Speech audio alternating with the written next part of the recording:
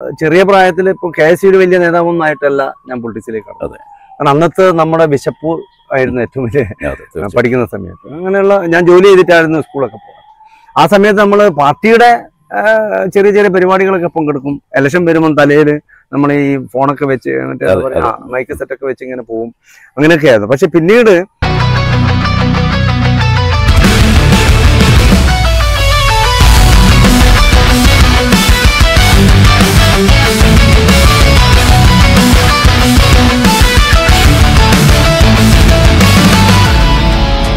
നമസ്കാരം.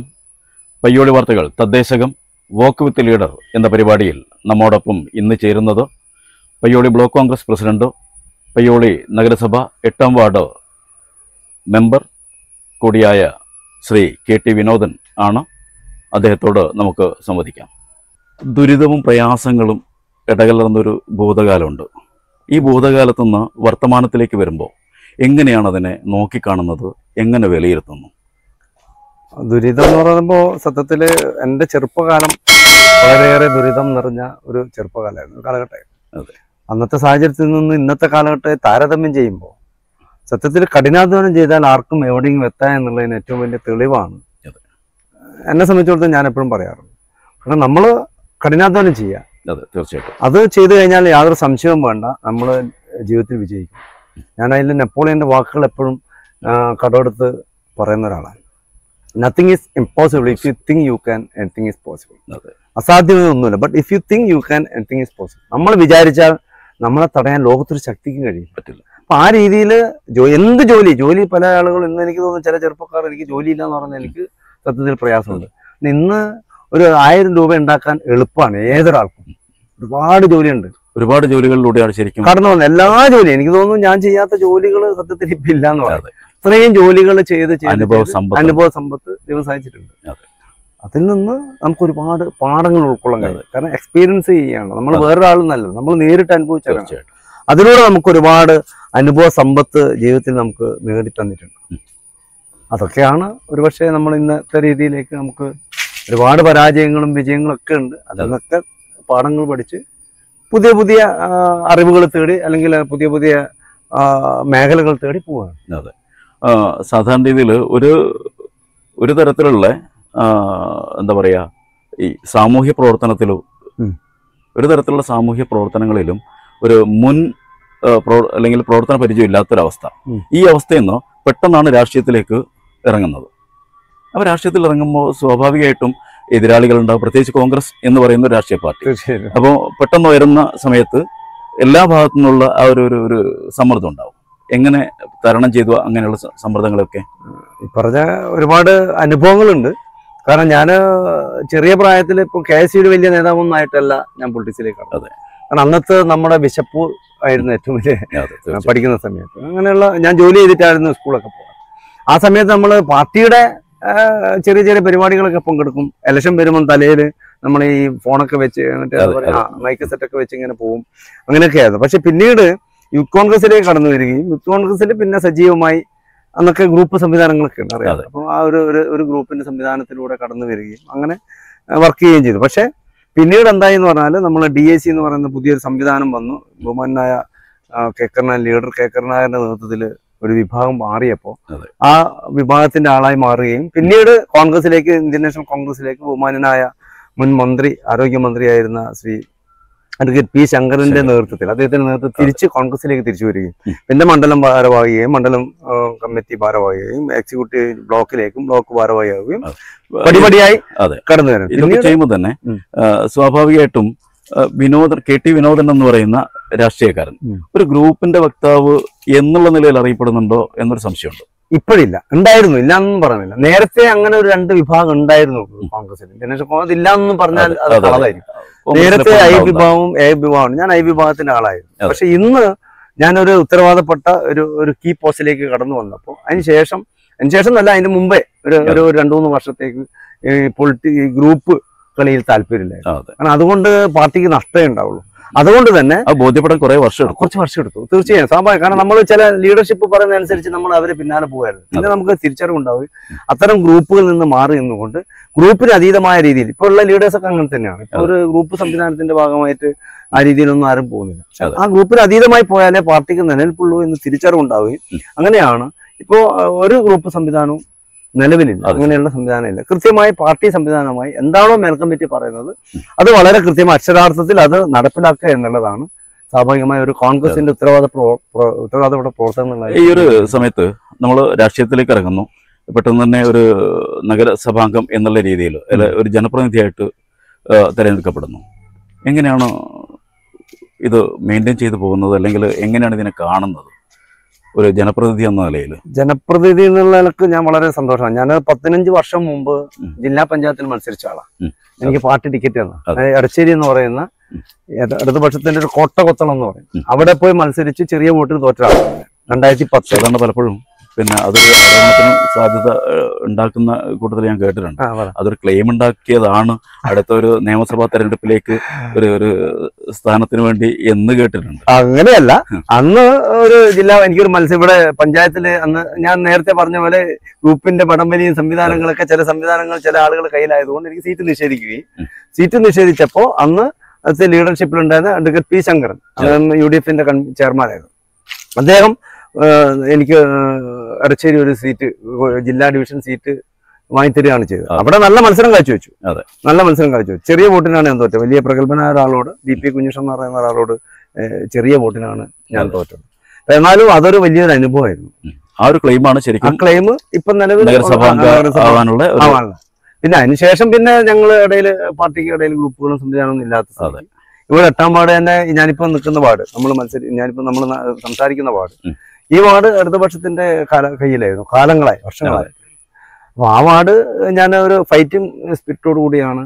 ശരിക്കും ഒരു വിനോദൻ എന്ന് പറയുന്ന ആള് ഒരു രാഷ്ട്രീയക്കാരനാവാനുള്ള പ്രധാനപ്പെട്ട ഒരു പ്രചോദനം എന്ന് പറയുന്നത് പി ശങ്കർ എന്ന് പറയുന്ന മുൻ ആരോഗ്യ അദ്ദേഹത്തിന്റെ നല്ല ഒരു വിനോദനാക്കിയത് തീർച്ചയായും എന്ന് പറയാം. തീർച്ചയായും അത് എന്നും അത് ഒരിക്കലും മറക്കാൻ കഴിയില്ല. അദ്ദേഹം നമ്മളൊപ്പില്ല.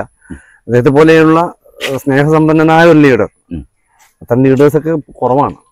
അതോടൊപ്പം തന്നെ നമ്മൾ നഗരസഭയിലേക്ക് വന്നാല് നേരത്തെ തന്നെ നമ്മൾ ഒരു നഗരസഭ അധ്യക്ഷൻ എന്ന പദവിയിലേക്ക് ചൂണ്ടിക്കാണിക്കപ്പെട്ട ഒരു വ്യക്തി കൂടിയാണ്. ഒരു സെക്കൻഡിന്റെ വ്യത്യാസം എന്ന് പറയുന്ന പോലെ ചുണ്ടിനും കപ്പിനും ഇടയ്ക്ക് ഇതങ്ങ് മാറിപ്പോയി. എന്താ അത് അങ്ങനെ സംഭവിക്കാനുണ്ടായ കാരണം?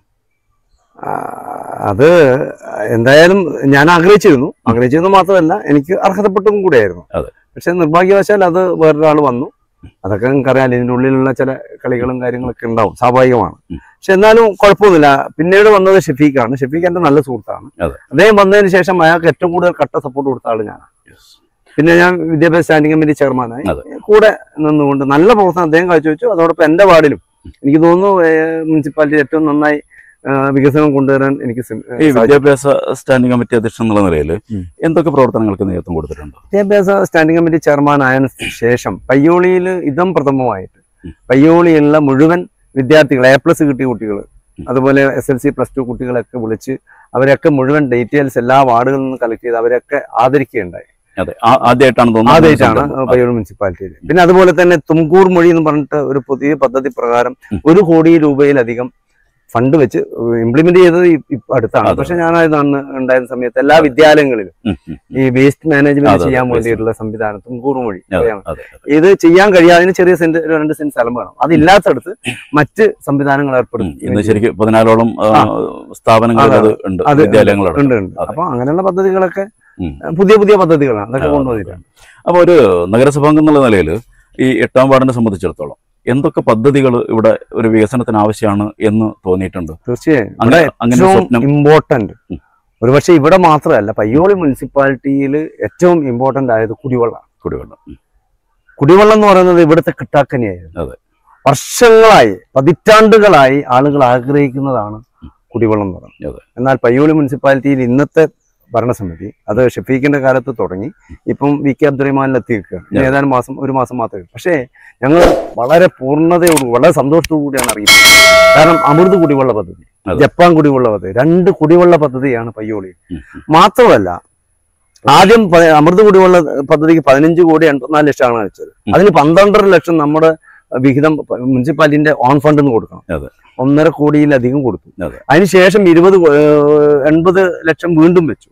അതിനുശേഷം വന്നത് 20 കോടിയാണ്. അതിന് 20%. അപ്പൊ 4 കോടി. എനിക്ക് തോന്നുന്നു ഏകദേശം 6 കോടിയിൽ പരം രൂപ ഈ അമൃത് കുടിവെള്ള പദ്ധതിക്ക് വേണ്ടി. അത് മാത്രമല്ല, അപ്പുറത്ത് മുൻ MLA ദാസൻ എന്ന് പറയുന്ന അദ്ദേഹത്തിന്റെ ഫണ്ടിൽ നിന്നാണ് ജപ്പാൻ കുടിവെള്ള പദ്ധതി അനുവദിച്ചത്. പക്ഷെ അവിടേക്കുള്ള ഹൗസ് കണക്ഷനുള്ള ഫണ്ട് അമൃത് പദ്ധതിയിൽ നിന്നാണ് ഈ തനത് ഫണ്ട് കൊടുക്കുന്നത്. അങ്ങനെ ഒരുപക്ഷെ പയ്യോളി മുനിസിപ്പാലിറ്റിയിൽ ചരിത്രപരമായ ഒരു വലിയ തീരുമാനമെടുത്തുകൊണ്ടാണ് 6 കോടി രൂപ ഓൺ ഫണ്ട് ചെലവഴിച്ചുകൊണ്ടാണ് ആ അമൃത് കുടിവെള്ള പദ്ധതി ഇപ്പോൾ പൂർത്തീകരിക്കുന്നത്. അതിന്റെ ടാങ്കിന്റെ പണി ഷെഫീഖിന്റെ വാർഡിൽ ഉയർന്നുകൊണ്ടിരിക്കുന്നു. അതുപോലെ അപ്പുറത്ത് JTSന്റെ തൊട്ടടുത്ത് വലിയ വാട്ടർ ടാങ്ക് കണ്ടിട്ടുണ്ടാവും. ആ വാട്ടർ ടാങ്കിന്റെ പണിയും പൂർത്തീകരിക്കണം. ഏതായാലും എനിക്ക് തോന്നുന്നു നമ്മൾ ഇറങ്ങിപ്പോയാലും അടുത്ത ദിവസം തന്നെ ഈ നാട്ടുകാർക്ക് കുടിവെള്ളം കിട്ടും എന്നുള്ള കാര്യത്തിൽ വളരെ സന്തോഷം. കാരണം ഒരു മനുഷ്യന്റെ ഏറ്റവും പ്രാഥമിക ആവശ്യമാണല്ലോ പാർപ്പിടം, വസ്ത്രം, ഭക്ഷണം. ഭക്ഷണത്തിലെല്ലാം കുടിവെള്ളം അത് കൊടുക്കാന്നുള്ളതാണ്. ഒരു ജനപ്രതിനിധി എന്നുള്ള നിലയ്ക്ക് 8ാം വാർഡിൽ ഉണ്ടാക്കിയ അവർക്ക് നൽകിയിട്ടുള്ള വികസന പ്രവർത്തനങ്ങൾ എന്തൊക്കെ എടുത്തു പറയാൻ പറ്റുന്ന എന്തൊക്കെയുണ്ട്? 8ാം ഡിവിഷനിലെ സംബന്ധിച്ചിടത്തോളം നമ്മൾ എല്ലാ വാർഡുകളും റോഡുകൾ ചെയ്യുന്നുണ്ട്. അത് കോമൺ ആയിട്ട് എല്ലാ കൗൺസിലർമാരും. അതിനപ്പുറത്ത് വെൽനസ് സെന്റർ എന്ന് പറഞ്ഞാൽ അയനിക്കാട് വെൽനസ് സെന്റർ അതൊരു വലിയ പദ്ധതിയാണ്. ഒരു ആതുര സേവന രംഗത്ത് ഒരു പൊന്തൂവലാണ് ശരിക്കും അയനിക്കാടിനെ സംബന്ധിച്ചിടത്തോളം. അത് വന്നത് തന്നെ അയനിക്കാട് പോസ്റ്റ് ഓഫീസിന്റെ പരിസരത്ത്, അതായത് പടിഞ്ഞാറ് ഭാഗത്തുള്ള മുഴുവൻ ആളുകൾക്കും, കിഴക്ക് ഭാഗത്തുള്ള ആളുകൾക്കും, അതുപോലെ ഇരിങ്ങൽ ഭാഗത്തും, ഇതുപോലെ ഇപ്പുറത്ത് അയനിക്കാട് പള്ളിയുടെ ഭാഗത്തുള്ള ആളുകൾക്കും, എല്ലാ ഭാഗത്തും ആളുകൾക്ക് ബന്ധപ്പെടാൻ പറ്റുന്ന രീതിയിൽ ഒരു സെന്ററിലാണ് 100-ലധികം ആളുകൾ വരുന്നത്. തീർച്ചയായിട്ടും 100-ലധികം പേഷ്യൻസ് പെർ ഡേ വരുന്നുണ്ട്. അപ്പൊ അതെനിക്ക് തോന്നുന്നു അതൊരു വലിയ ഒരു കാര്യമാണ്. അതോടൊപ്പം തന്നെ കോട്ടുംകുളം ഇവിടെ നമ്മൾ വർഷങ്ങളായി പ്രയാസങ്ങളും പ്രശ്നങ്ങളൊക്കെ ആയി അങ്ങോട്ടും ഇങ്ങോട്ടും ചെറിയ പ്രശ്നങ്ങളൊക്കെ ഉണ്ടായിട്ട് ഒരുപാട് കാലമായിട്ട് ഇങ്ങനെ പൈസ വെക്കുന്ന ഒരുപാട് ഫണ്ട് ലാപ്സ് ആയിട്ടുണ്ട്.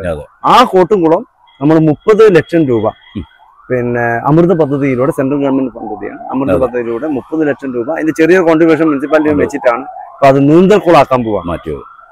അപ്പൊ നീന്തൽക്കുളം എന്ന് പറഞ്ഞാൽ നമ്മുടെ നാട്ടിലെ കുട്ടികൾക്ക് നീന്തൽ പഠിക്കാൻ, നമ്മളൊക്കെ ചാടി കളിച്ച കുളങ്ങളൊന്നും ഇപ്പൊ ഇല്ല. തീർച്ചയായിട്ടും. അപ്പൊ അത് കുട്ടികൾക്ക് സ്വായത്തമാക്കാൻ, നീന്തൽ പഠിക്കാനുള്ള ഒരു സൗകര്യം. അതോടൊപ്പം കുടിവെള്ളത്തിന് ആയിട്ട് മാറ്റുന്നില്ലല്ലോ? ഇല്ല, കുടിവെള്ളം ഓൾറെഡി എല്ലാ വീടുകളും ഹൗസ് കണക്ഷൻ കൊടുക്കുക. എല്ലാ വീടുകളും ഹൗസ് കണക്ഷൻ കൊടുക്കുക. അപ്പോ മറ്റൊരു ചോദ്യം എന്ന് പറഞ്ഞാല്, നമ്മൾ ഈ ഒരു വികസന കാര്യങ്ങളിൽ ഞങ്ങളുടെ പ്രതീക്ഷക്കൊത്ത് ഉയർന്നില്ല എന്ന് ഏതെങ്കിലും ഒരു വോട്ടർ അല്ലെങ്കിൽ ഇവിടെയുള്ള പ്രദേശവാസി പറയുകയാണെങ്കിൽ അതിനുള്ള പ്രതികരണം എന്തായിരിക്കും? തീർച്ചയായും നമുക്ക് ഇപ്പൊ എല്ലാവരെയും സംതൃപ്തിപ്പെടുത്താൻ ഒരു വാർഡ് കൗൺസിലർക്ക് കഴിയില്ല. കാരണം ഇവിടെ MPയും MLAക്ക് പോലും കഴിയുന്നില്ല. അതിനേക്കാൾ അപ്പുറത്താണ്, എത്രയോ താഴെ ബിലോ ആണ് ഒരു കൗൺസിലർ. പക്ഷെ എന്നെ സംബന്ധിച്ചിടത്തോളം എൻ്റെ വാർഡിൽ വളരെ പ്രധാനപ്പെട്ട എല്ലാ കാര്യങ്ങളും, റോഡായിക്കോട്ടെ, അതുപോലെ സ്ട്രീറ്റ് ലൈറ്റ് ആയിക്കോട്ടെ, അതുപോലെ കുളം, അതുപോലെ വെൽനസ് സെന്റർ, അതുപോലെ മറ്റ് സൗകര്യങ്ങളൊക്കെ തന്നെ ആളുകൾക്ക് കിട്ടേണ്ട ഗുണഭോക്തൃ വിഹിതം കിട്ടേണ്ടതൊക്കെ കൃത്യമായ അളവിലും അത് കൃത്യമായും കിട്ടിയിട്ടുണ്ട്. എല്ലാ ആളുകളെയും സന്തോഷിപ്പിച്ചിട്ട് മാക്സിമം ഒരു 90% തന്നെ പറയാം. പിന്നെ ഇവിടെ ഒരു വായനശാല അപ്പുറത്ത് 9ാം വാർഡിലായിരുന്നു, അത് നഷ്ടപ്പെട്ടു പോയി. ഹൈവേക്ക് നഷ്ടപ്പെട്ടു പോയപ്പോൾ അത് ഇവിടെ കൊണ്ടുവന്നു. സ്ഥലം വാങ്ങിച്ചു. സ്ഥലം വാങ്ങിക്കുമ്പോൾ മുനിസിപ്പാലിറ്റിയുടെ പേരിലാണ് സ്ഥലം വാങ്ങിക്കുമ്പോൾ അയാൾക്ക് പൈസ മുഴുവൻ കൊടുക്കണം. തീർച്ചയായിട്ടും ആരും കൊടുക്കാനില്ല. അവസാനം ഞാൻ എന്റെ ചെക്കും ഒരു എഗ്രിമെന്റ് കൊടുത്തിട്ടാണ് രജിസ്റ്റർ ചെയ്യുന്നത്. അതിനുശേഷം ഞങ്ങൾ കുഴിമന്തി ചാലഞ്ച് നടത്തി, നാട്ടുകാരുടെ സഹായത്തോടെ കുഴിമന്തി ചാലഞ്ച് നടത്തിയിട്ടാണ് അതിന്റെ രജിസ്ട്രേഷന്റെ മുഴുവൻ പൈസയും പൂർത്തീകരിച്ചത്. അപ്പൊ അങ്ങനെയുള്ള ചെയ്യുമ്പോൾ നാട്ടിന് വേണ്ടി നമ്മൾ അങ്ങനെയൊക്കെ ചെയ്യുന്നുണ്ട്. അതൊക്കെ ആളുകൾക്ക് മനസ്സിലാവുമല്ലോ. ഒരു നമ്മുടെ ഈ UDFന്റെ നഗരസഭാ ഭരണം മികച്ചതാണെങ്കിൽ 100% മികച്ചതാണെന്നുള്ള ഒരു അഭിപ്രായം ഉണ്ടോ, അല്ലെങ്കിൽ എന്തെങ്കിലും വിയോജിപ്പുണ്ടോ? എന്നെ സംബന്ധിച്ച് ഒരു കൗൺസിലർ എന്ന നിലക്ക് ഈ പ്രാവശ്യത്തെ ഭരണസമിതി, അതിന് മുമ്പൊന്നും എനിക്ക് പറയാൻ കഴിയില്ല. ഈ പ്രാവശ്യം 5 വർഷം, ഇപ്പൊ 4.25 വർഷം കഴിഞ്ഞ് 5 വർഷം ആകുമ്പോൾ 100% വികസനങ്ങളുടെ ഒരു വേലിയേറ്റം തന്നെ നടത്തിയിട്ടുണ്ട്. അതൊരു കക്ഷി രാഷ്ട്രീയമില്ല. സത്യത്തിൽ നമ്മൾ പറയും പ്രതിപക്ഷമുണ്ട്, ഞങ്ങൾക്കില്ലായിരുന്നു. 4.25 കൊല്ലം നിങ്ങൾ മനസ്സിലാക്കിയാൽ മതി. ഇന്ന് വരെ ഒരു പ്രശ്നം ഉണ്ടായ ഒരു കൗൺസിലും ഉണ്ടായിട്ടുണ്ട്. രണ്ടോ ചില സമയത്ത് രാഷ്ട്രീയപരമായി ഇറങ്ങിപ്പോവാന്നല്ലാതെ ഇന്ന് വരെ 36 കൗൺസിലും അക്കാര്യത്തിൽ ഒറ്റക്കെട്ടാണ്. പിന്നെ ഒരുപാട് മിനി MCF കൊണ്ടുവന്നു, എത്ര പദ്ധതികൾ കൊണ്ടുവന്നു. ഇപ്പൊ തന്നെ ഒരുപക്ഷെ കേരളത്തിൽ തന്നെ മുനിസിപ്പാലിറ്റിക്ക് കിട്ടിയ അവാർഡുകൾ 7 അവാർഡുകളാണ് മുനിസിപ്പാലിറ്റി കിട്ടിയത്. മാലിന്യ സംസ്കരണവുമായി ബന്ധപ്പെട്ടുകൊണ്ട് 7 അവാർഡുകൾ മുനിസിപ്പാലിറ്റി കിട്ടിയിട്ടുണ്ട്. അപ്പൊ എല്ലാ തരത്തിലും എല്ലാ മേഖലകളിലും വളരെ നല്ല എന്താ പറയാ വികസനം നടത്തി അതിന് കൃത്യമായ ഇടപെടൽ നടത്തി 2 ചെയർമാന്മാരെ, അതായത് ഷെഫീഖിന്റെയും അതുപോലെ തന്നെ ഇപ്പോൾ ഉള്ള VK അബ്ദുറഹ്മാൻ സാഹിബിന്റെയും 2 ഇടപെടലുകൾ വളരെ കൃത്യമായി 36 കൗൺസിലർമാർ ആത്മാർത്ഥമായി പ്രവർത്തിച്ചതിന്റെ ഭാഗമായി പയ്യോളി മുനിസിപ്പാലിറ്റി നല്ല വികസനങ്ങൾ കൊണ്ടുവരാൻ സാധിച്ചിട്ടുണ്ട്.